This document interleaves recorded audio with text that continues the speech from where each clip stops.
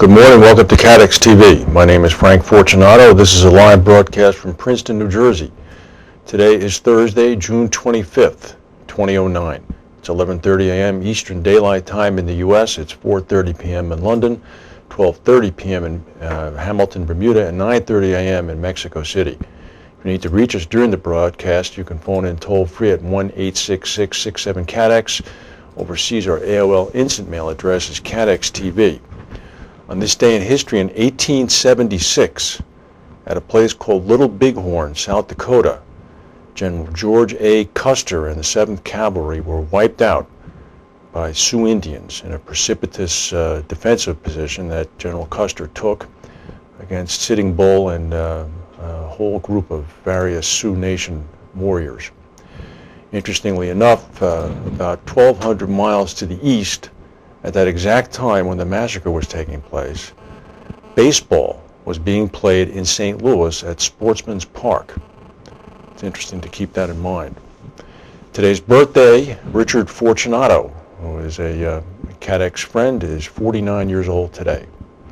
Now to our main news. AIG is in the news. They're our lead story. They've reached an agreement with the Federal Reserve Bank. It will allow it to pay back $25 billion in debt owed to the Fed through an IPO of 2 international life insurance units. We've been talking about the Asian life insurance units for a couple of months.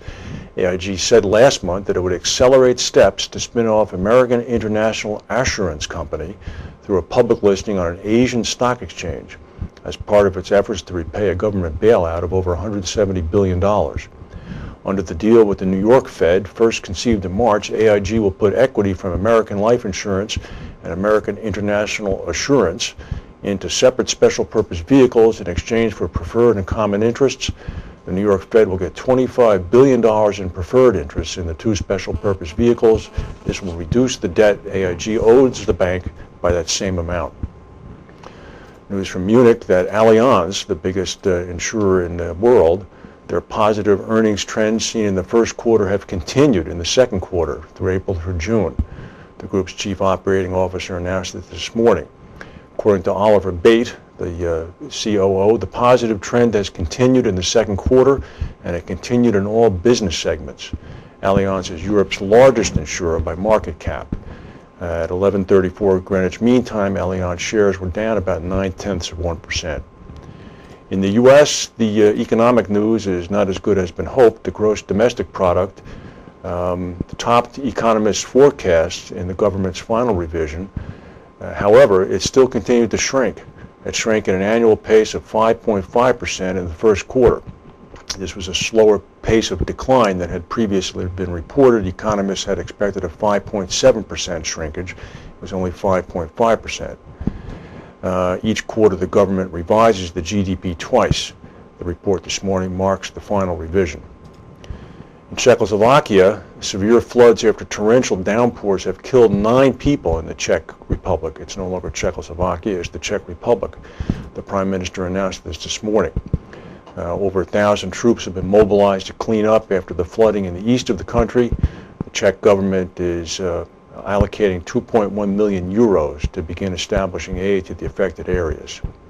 The stock market in the U.S. is up today about 77 points. We'll go to a word from our sponsors.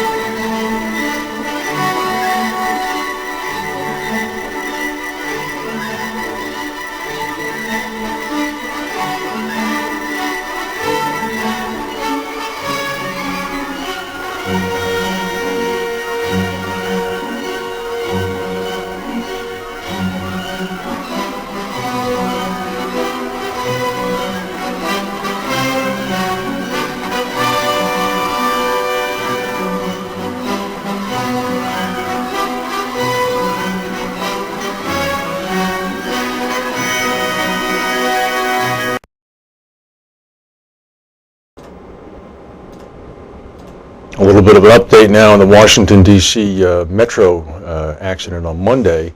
The zone of liability is possibly expanding. Commuter rail tracks on the system are studded with devices that detect passing trains and tell them when to stop or slow down. However, those devices on the stretch of track where the 9 people were killed in the crash did not pass tests conducted by investigators. The investigators conducted tests yesterday. They now raise the possibility that trains passing through that stretch could have had trouble receiving signals to stop or slow down. Officials stopped short of saying whether the sensors were broken. They refused to elaborate on the so-called anomalies that they found. This now means, of course, that the last line of defense was in fact the engineer. She was the person who was in fact responsible for actually being the person to hit the brakes when the stationary train parked in front of her came into her view. Of course, relying on the sensors to do the job, in this case, did not seem to work. Information released yesterday indicate that the engineer did in fact respond and did in fact hit the brakes, and the brakes had in fact been applied as a result of skid marks along the tracks they discovered this. So whether or not there's a curve there or a straightaway, and she was not able to see the parked train, is all yet to be revealed, but we'll keep following this. An update, sadly, with the Air France flight, although I suppose it's a good thing. There certainly was no chance of a live recovery, but search crews in the mid-Atlantic have now recovered the body of the pilot of Flight 447 as well as a flight attendant.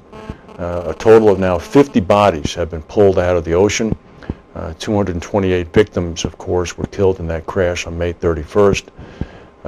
Air France did not release the name of the pilot, although the pilot union is saying that the captain was Marc Dubois. 11 of the 50 bodies have been identified so far.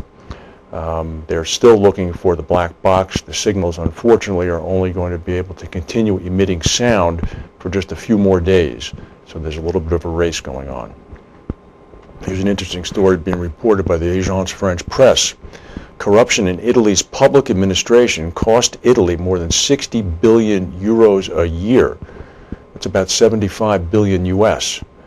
According to a gentleman named Furio Pasqualucci, he's with the Office of the Inspector General of Italy. He said the phenomenon of corruption in the administration of government is considerable and has serious consequences in this time on the country's economic development. He said that the estimate for the sum involved topped 60 billion euros. He said this is an immoral tax, which is obstacles to foreign investors, especially in the southern part of the country. According to the prosecutor's office, most complaints about corruption in local government are in the south of Italy, in Calabria and in the Naples area. Finally, in some other news, the news about Steve Jobs and his liver transplant is beginning to trickle into responsibilities owed by a corporation to its investors. Firms are not required to disclose medical details about executives, but they are required to divulge information that could be material to investors, so they should know this before buying or selling stock. It's interesting because Apple had disclosed in early January that Jobs had a hormonal imbalance and would take a leave of absence, but they never said he was so sick that he needed a liver transplant. This is interesting because companies are not required to divulge details about medical conditions of executives. However, if they try to lessen the disclosure and make it misleading by omission, that's just as bad as telling someone that it's not true. The Tennessee doctor who led the transplant team said this week that Jobs was, quote, the sickest patient on the waiting list at the time a donor liver became available. Dr. James Eason in Tennessee said that Jobs had tested high, more than likely to die from the condition on an index that rates patients with end-stage liver disease. But all the public knew, all investors knew, was that Jobs had a hormone imbalance. Later it was said that his issue was more complex and he needed a 6-month leave of absence. Apple